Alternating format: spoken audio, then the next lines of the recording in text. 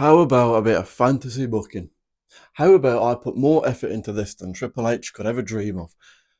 As I was writing down my ideas for this event, for this PLE, pay-per-view, whatever you want to call it, I realised halfway through writing it, I'm putting more effort into this than Triple H is. Triple H doesn't know who's winning these Money in the Bank ladder matches. He doesn't know who's winning. As of recording this, there are 4 matches.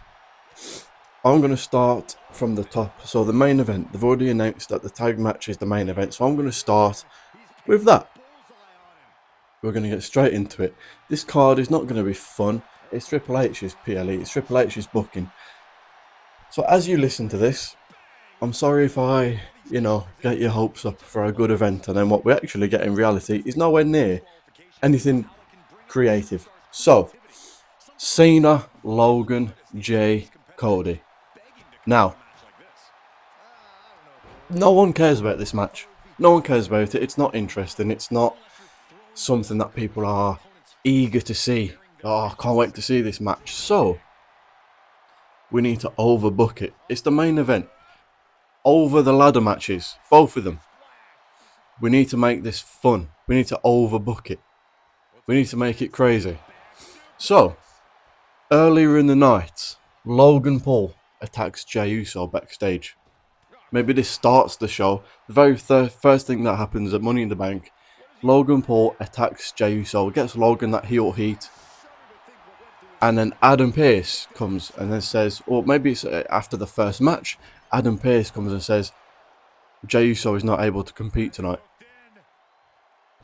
Jimmy Uso is there, kind of looking after his brother, so making sure he's okay. And Jimmy says, I'll step in. I'll do it. So, adds a bit of intrigue. Jey Uso is saying, no, I'm going to do it. I'll be there. I'll be fine. Adam Pearce is like, nope. So Jey looks angry. So, adds a bit of intrigue to the main event. Is Jey going to show up? What's going to happen? So, we get to the match. Jimmy and Cody make their entrances first. Logan comes out. Now, obviously, Jimmy is angry at Logan Paul for what he did to his brother. So Jimmy goes straight for him with a kendo stick. Just midway through Logan's entrance, runs straight to him and starts attacking him. They fight into the crowd. So already, it's like, okay, this is a bit more intriguing than just a normal tag team match. So they fight into the crowd. And as they fight into the crowd, Cody's left in the ring. He's calling out John Cena. Cena, where are you? Get to the ring. He's not coming out though. Cena's nowhere to be seen. So Cody's like, okay, I'll come to you then. So Cody goes backstage. As Cena doesn't come out, he's nowhere to be seen. He's looking for him. Jimmy and Logan are still fighting in the crowd. They're brawling. Cody finds John Cena's limo. John Cena's sat in his limo. Backstage in the parking lot, whatever. John Cena is sat in the back of his limo. And he's saying he's not leaving. He's not getting involved in something so immature. Jimmy and Logan want to do this. I'm not getting involved. I have better things to do. This is below me. So, Cody ain't having it though. Cody drags him out of that car, out of that limo.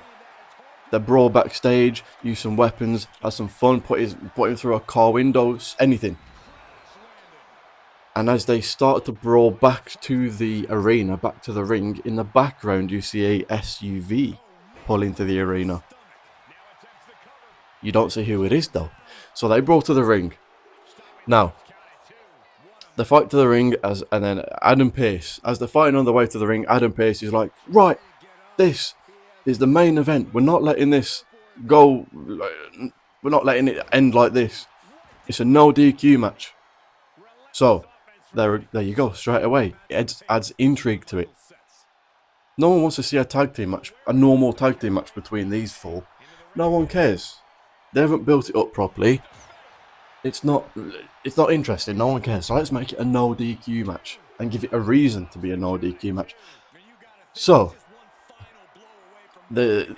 the match happens. They all get back to the ring. They're fighting. You can book the match in your head however you want. Maybe they fight more into the crowd.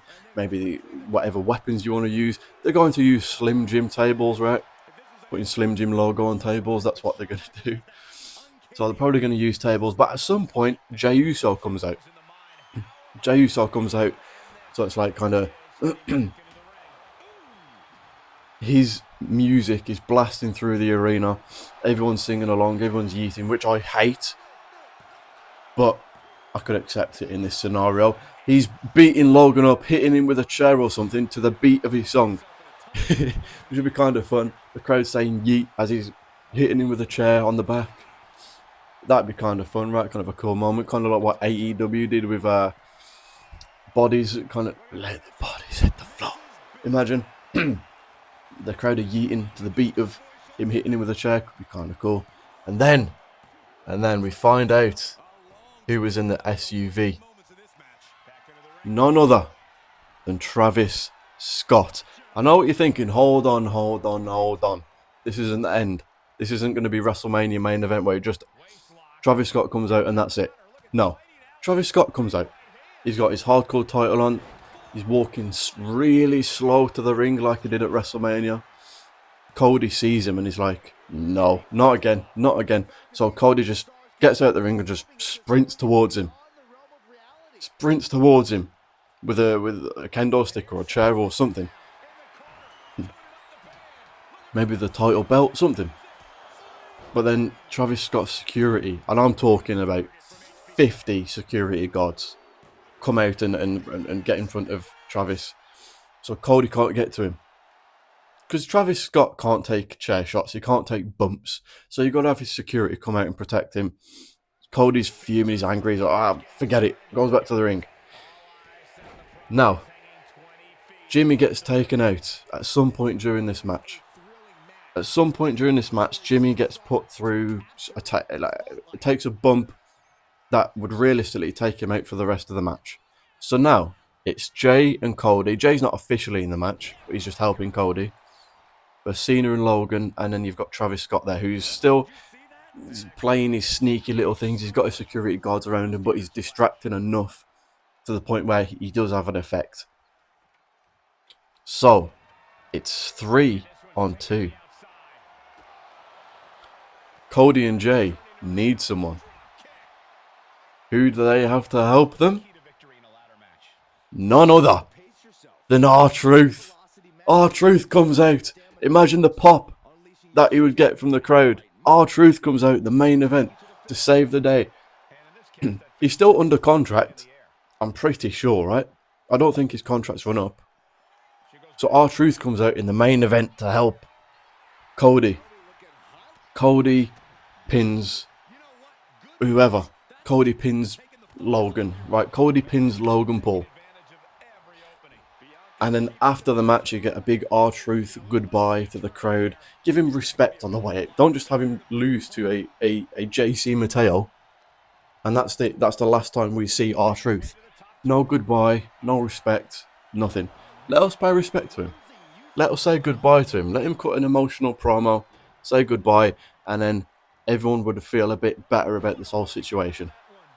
I think that's a really fun main event. I know it's going to be better than what they actually give us in reality. So, there you go. That's my main event and how I would book it.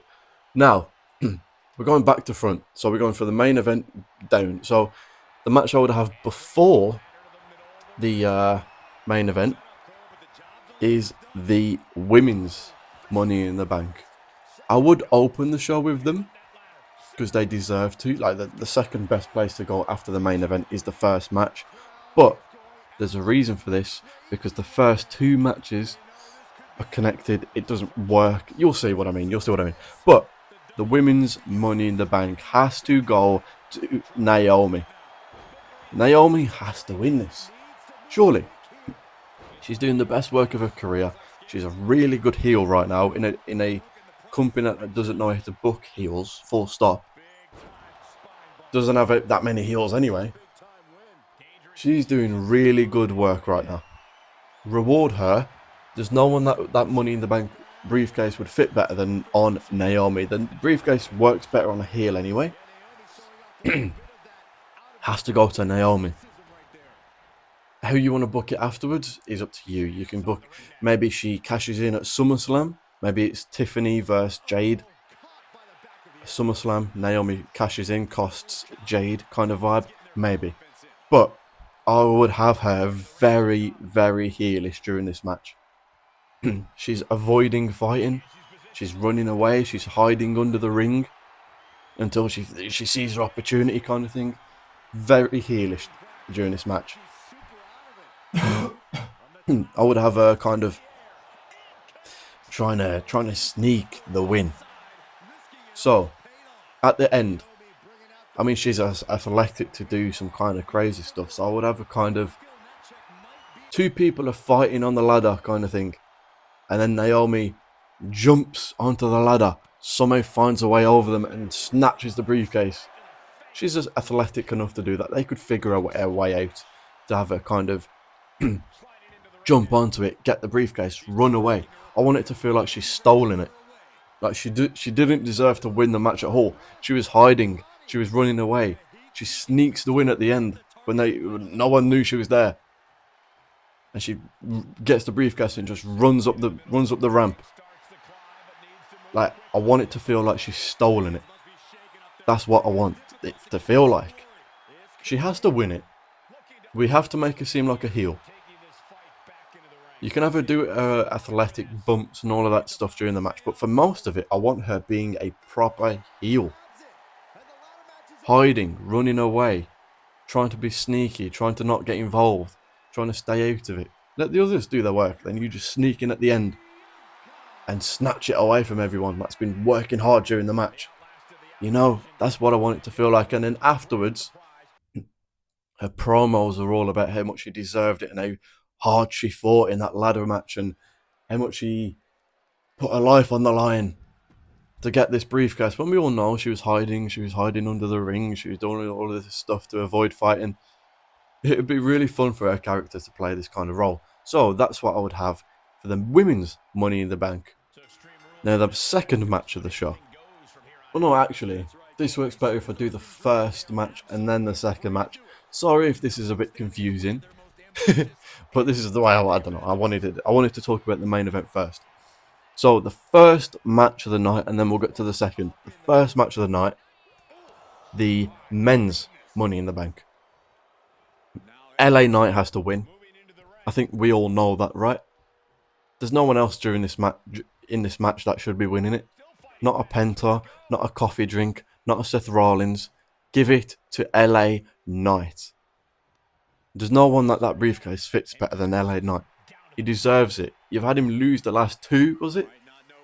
Can't have him lose 3 in a row. It's his time. Give it to him. Now, during this match, I would have him playing the underdog kind of role.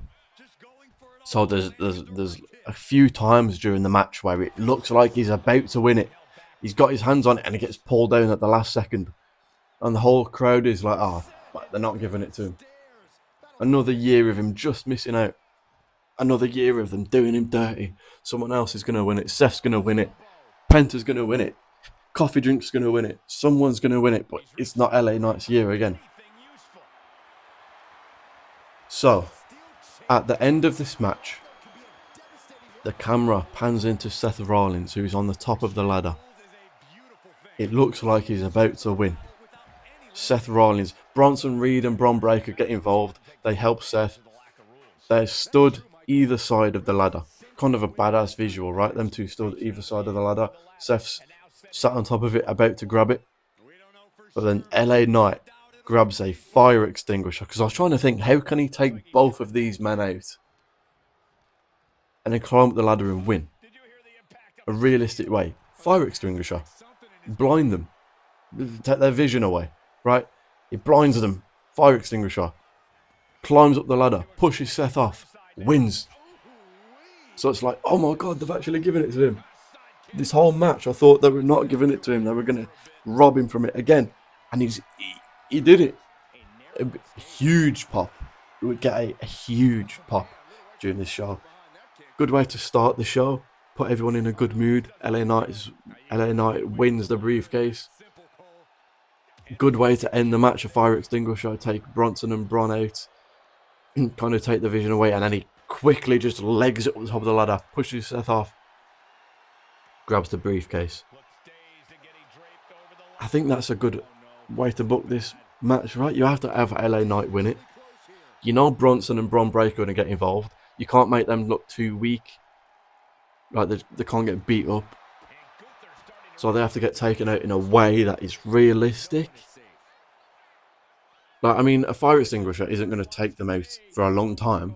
It's going to take them out for a few seconds. So LA Knight has to get up that ladder in a few seconds, grab that briefcase, push Seth off.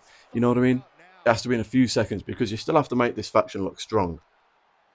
So you have to be careful, but Seth can't win. So you have to have them take him out in a way that doesn't make that faction look weak. Now, the second match of the night. I probably shouldn't end this fantasy booking with the second match. Doesn't really make sense, but you'll get why in a minute. Now, this is Becky Lynch versus Lyra Valkyria for that Women's IC title. Now, we've seen this. So we have to make this fresh. We have to make this different. So, they have a pretty normal match. Pretty good match, I would say. I can see these two having a good match. But Lyra is getting the upper hand. Looks like Lyra's going to win. Then all of a sudden, Braun Breaker and Bronson Reed come to the ring to help Becky win. Because they're angry. They're angry that Seth didn't get that briefcase. They want gold. They want to make a statement in this group. They want gold around their waist. They want gold in this faction. They want a title. And obviously Seth Rollins is married to Becky Lynch. So Seth wants Becky involved in this faction. Becky Lynch in this faction I think would be pretty cool. Becky Lynch doesn't really have anything after this Lyra feud. Where does Becky Lynch go?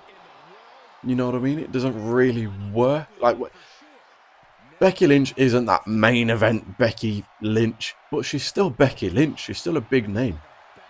She's still one of your biggest names for the women. She just is. And she doesn't have anything after this Lyra feud. You can't turn her back face already. You have to keep her as a heel. Seth Rollins is a heel. It makes sense. Visually, I think it would be cool. I think Seth and Becky playing that kind of power couple kind of role. That evil power couple kind of thing. I think would be pretty cool. This faction, I think, going into the women's division would be something. I mean, it is Judgment Day do it, but they're on the way out. Judgment Day doesn't have that much longer in them. Carlito's gone. Dominic and Liv look like they're teasing a face turn, so it's literally just going to be Finn and JD left. And that's it. That's not a Judgment Day. That's not a faction anymore. That's just a tag team. So I think they could get away with it. So after the match, Braun Breaker and Bronson Reed, they help Becky win, screw Lyra Valkyria over in the process, and then Seth comes out. Seth comes out, hugs her, kisses her, they all raise their hands. That faction has got gold. I think that's a pretty good way to go with this faction and go with Becky Lynch. Lyra Valkyria will be fine. She doesn't lose anything from losing to Becky Lynch on a PLE, not just a random SmackDown or a random Raw. It's fine. And she's lost it in a way where she's been screwed over by Bronson and Braun Breaker. She doesn't lose anything. She'll be fine. Either have her in something with Becky still, or have her move on and put her into a fun storyline. Don't just have her in the mid-card doing nothing. They'll probably put her in a random tag team or something. Maybe with Bayley when she comes. No one wants to see that. Have Lyra do something fun. Put her into a storyline and she'll be fine. So, to go through all of this again. First match of the night. Men's Money in the Bank. LA Knight wins. Takes out Bronson and Braun at the end with a fire extinguisher. Pushes Seth off the ladder. Wins that briefcase. Second match of the night. Becky Lynch versus Lyra Valkyria. Braun Breaker and Bronson Reed come out to help Becky win because Seth wants titles. gold in that faction. Seth wants Becky part of it. Makes sense. That Seth comes out after the match to congratulate Becky, hug her, kiss her. She's part of the faction. Bosh. Third match is the women's Money in the Bank. Naomi wins, playing a very heelish role during the match, running away, hiding. At the end of the match, she kind of jumps onto the ladder, snatches the briefcase, runs away, kind of feels like she's stolen it. Main event. Main event, I'm not going through all of that again. That was a very overbooked match, but basically, Travis Scott shows up, R-Truth shows up, Jey Uso gets taken out earlier in the show. R-Truth helps Cody win. R-Truth cuts a emotional goodbye after the match to say goodbye. That is your Money in the Bank fantasy booking for 2025. What are we actually going to get? Probably nothing as creative as that, but we'll find out. We'll see. Maybe they'll surprise all of us and do something even more creative than what I've just come up with. Who knows? But let me know what you think in the comments. Let me know what you would change, what you would do, anything you'd add. Maybe you'd want to add a Jacob Fatu open challenge or something. Maybe. Or something fun. But PLEs can't just be match. And in this case, just 4 matches. Just 4 matches for a PLE is a bit weird. Especially when you're charging people thousands to come to these shows and you're giving them a grand total of 4 matches. I feel like we need to add another one, right? At least. Whether that's an open challenge or you announced it before, whatever. But let me know what you would do, what you'd change, what you'd do different, what you'd add, what you'd take out. Who you'd have win the matches, who you'd have win the briefcases. I would hope that it's LA Knight and Naomi. Those are the best choices. Probably neither will win because it's Triple H and he doesn't know what he's doing. But hopefully you enjoyed this video. Enjoy Money in the Bank. Hopefully it's a good event. Probably won't be. We'll find out.